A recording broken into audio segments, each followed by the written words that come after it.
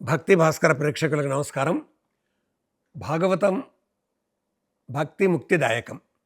భాగవత సంస్కృతి మానవుణ్ణి ముక్తి మార్గం వైపుగా పయనింపచేస్తుంది.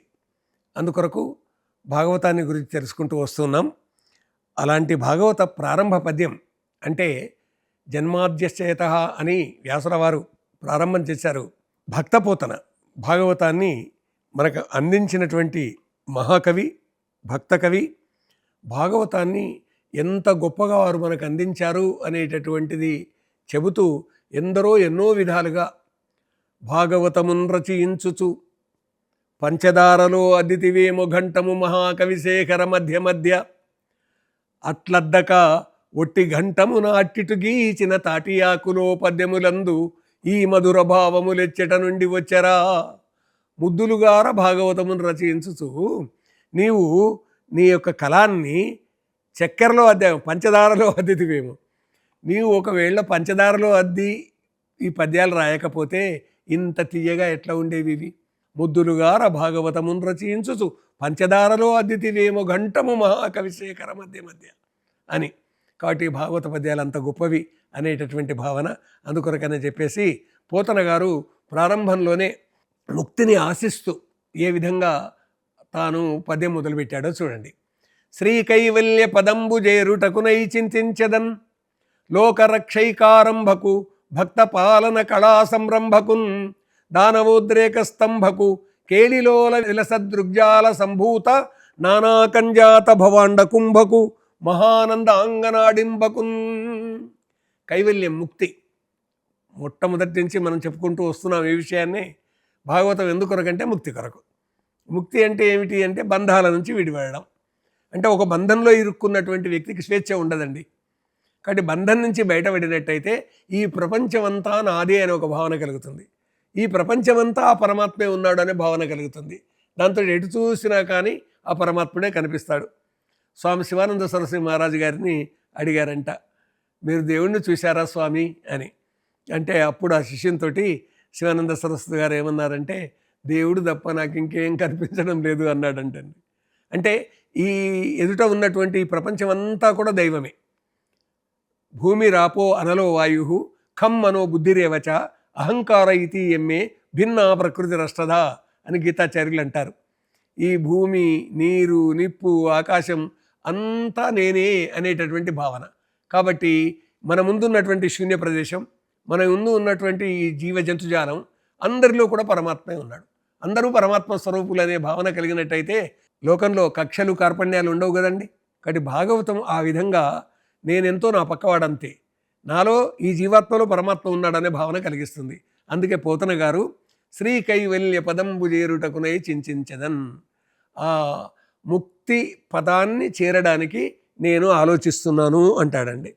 లోక రక్షైకారంభకు, లోకాన్ని రక్షించడానికి పూనుకున్నటువంటి ఆ పరమాత్మను నేను ప్రార్థిస్తాను.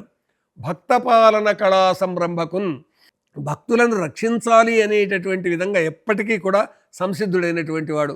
ఓ ప్రహ్లాదుని, ఓ గజేంద్రుణ్ణి, ఒక విభీషణుణ్ణి, ఇంకా ఎవరెవరిని ఏ విధంగా రక్షించాడు అనేదే కదా మనకు తెలిసేది. ఆ తర్వాత దానవోద్రేక స్తంభకు, రాక్షసుల యొక్క ఉద్రేకాల్ని, మహాగర్వాల్ని అణచివేయడం మనకందరికీ తెలిసిన సంగతే కదండి.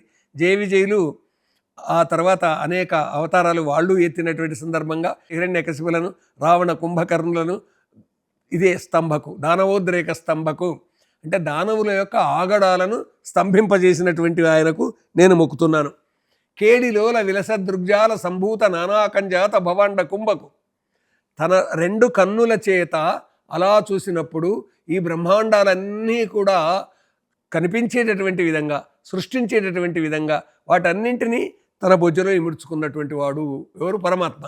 అందుకే చూడండి, విష్ణు సహస్రనామాలు చదివేటటువంటి సందర్భంగా మొట్టమొదలే విశ్వం విష్ణుర్వషట్కారో భూతభవ్య భవత్ప్రభు భూతకృద్భావో భూతాత్మ భూతభావన. ఈ విశ్వం అంతా కూడా ఆయన్నే. విశ్వం విష్ణు, అంతటా పరమాత్మనే ఉన్నాడు అనేటటువంటిదండి.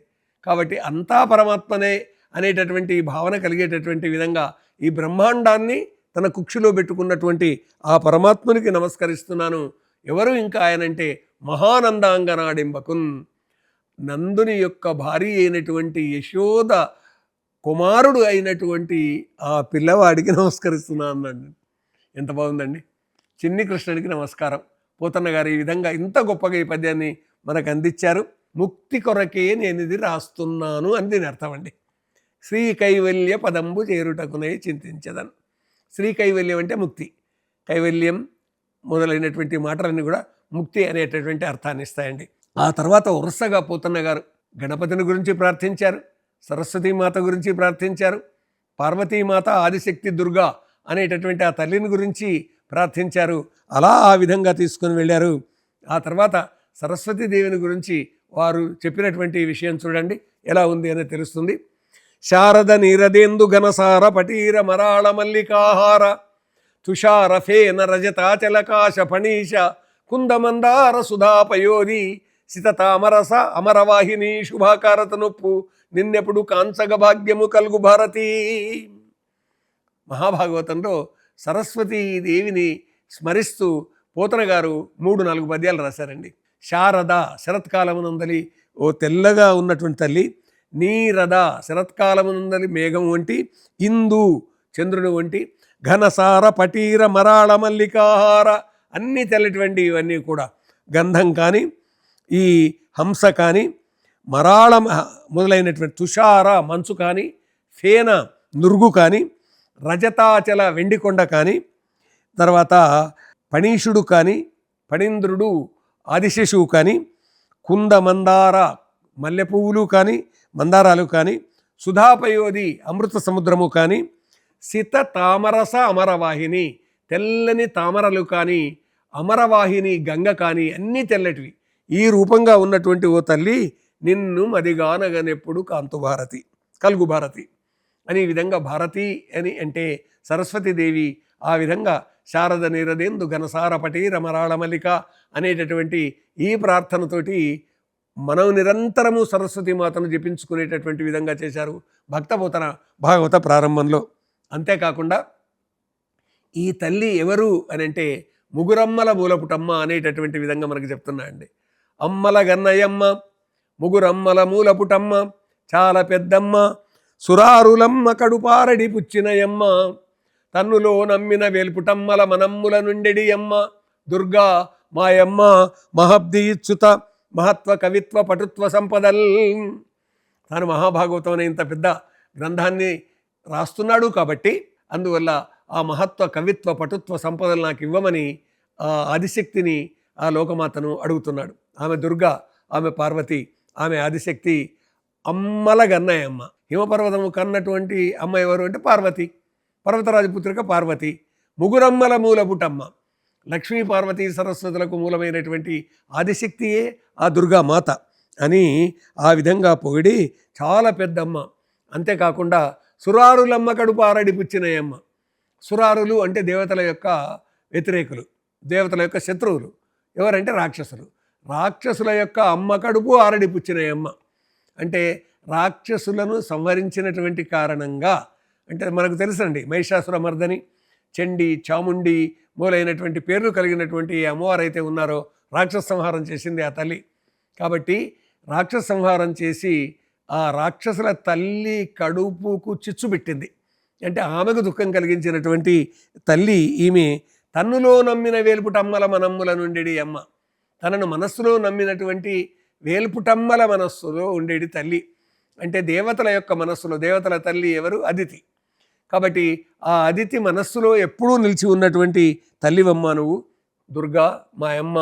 ఆ విధంగా పోతన్న గారు కోరుకున్నారండి. కాబట్టి అలాంటి కవిత్వాన్ని వాళ్ళు స్వీకరించారు. కాబట్టి అలాంటి కవిత్వం చేత మనల్ని అలరింపజేయడానికి పోతన్న గారు ఇలా తలంచి అందరినీ పూజించి భావించి ఆ తర్వాత మహేశ్వర ధ్యానంలో గంగ ఒడ్డులో కూర్చుంటే ఎదురుగా ఆయనకు తాను ధ్యానిస్తున్నది మహేశ్వరుణ్ణి, తన కళ్ళ ముందు కనిపించింది సీతారాముల యొక్క దివ్య దృశ్యము.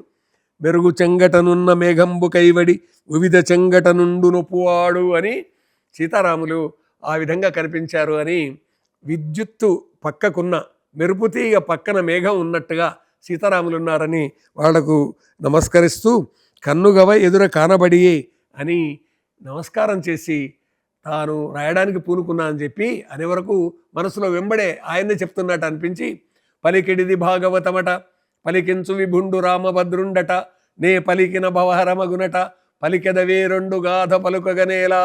ఇది అండి, రాముడు రాయించాడు, నేను వ్రాస్తున్నాను, అసలు రాముడే పలికించాడు ఇదంతా అన్నటువంటి అలాంటి భాగవతము నిజంగా భక్తిముక్తిదాయకం. అది మనం నిరంతరం చదువుదాం, విందాం, 10 మందికి చెబుదాం, మనం ధన్యులమవుదాం. భాగవతం ద్వారా భక్తి ముక్తి సాధించేటటువంటి ప్రయత్నం చేద్దాం. మరోసారి ఈ భాగవతాంశాన్ని ఇలాగే విందాం. హరి ఓం తత్సత్.